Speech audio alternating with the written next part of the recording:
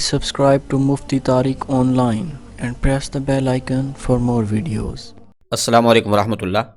شاہ نواز سرگودا سے یہ بھائی سوال کرتے ہیں کہ اگر ہاتھوں یا پھر چہرے پر لوشن لگا ہوا ہو تو وضو کرنے سے وضو ہوگا یا نہیں، پلیز ضرور رہنمائی کر دیں۔ بھائی نے بہت اچھا سوال کیا ہے۔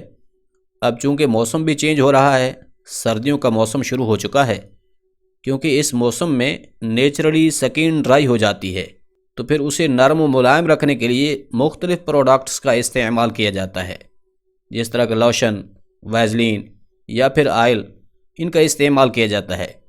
تو بعض لوگوں کا یہ سوال ہوتا ہے کہ اگر یہ چیزیں سکن پر لگی ہوئی ہوں تو وضو یا پھر غسل ہو جاتا ہے یا نہیں۔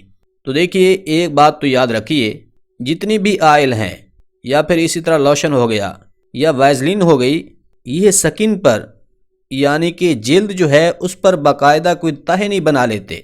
مطلب یہ ہے کہ ان کی وجہ سے جلد پر کوئی ایسی تہ نہیں بنتی کہ جس کی وجہ سے جلد تک پانی پہنچنے میں کوئی رکاوٹ پیدا ہوتی ہو۔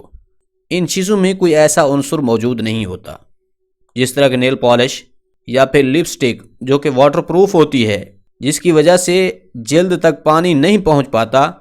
اور پھر اگر ایسی کوئی نیل پالش یا لپسٹک لگی ہوئی ہو تو اس کی وجہ سے وضو بھی نہیں ہوتا اور غسل بھی نہیں ہوتا۔ لیکن یہ جو ویزلین ہے یا پھر لوشن ہے یا آئل ہے، یہ باقاعدہ سکن پر جو ہے کوئی تہ نہیں بنا لیتے کہ جن کی وجہ سے جلد تک پانی پہنچنے میں کوئی رکاوٹ پیدا ہوتی ہو۔ اب لوگوں کے ذہن میں یہ سوال پیدا کیوں ہوتا ہے؟ وہ اس لیے کہ اگر ہاتھوں پر ویزلین یا پھر کوئی لوشن وغیرہ لگا رکھی ہو تو بڑی تیزی کے ساتھ پانی بہہ جاتا ہے، جس کی وجہ سے بعض لوگ یہ خیال کرتے ہیں کہ شاید اس طرح سے ہماری جلد تک پانی نہیں پہنچ پایا۔ تو ایسا کچھ نہیں ہوتا، بلکہ ویزلین یا پھر لوشن یا آئل جو ہے یہ پانی کے اندر رکاوٹ نہیں بنتے۔ لہٰذا خلاصہ یہ ہے کہ اگر آپ نے لوشن، ویزلین یا پھر آئل لگا رکھا ہے اور آپ نے وضو کیا ہے تو آپ کا وضو بالکل درست ہو جائے گا۔ آپ اسی وضو کے ساتھ نماز بھی پڑھ سکتے ہیں۔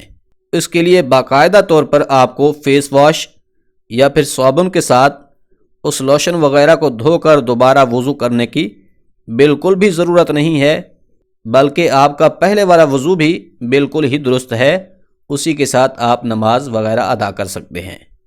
امید ہے بات سمجھ آ گئی ہو۔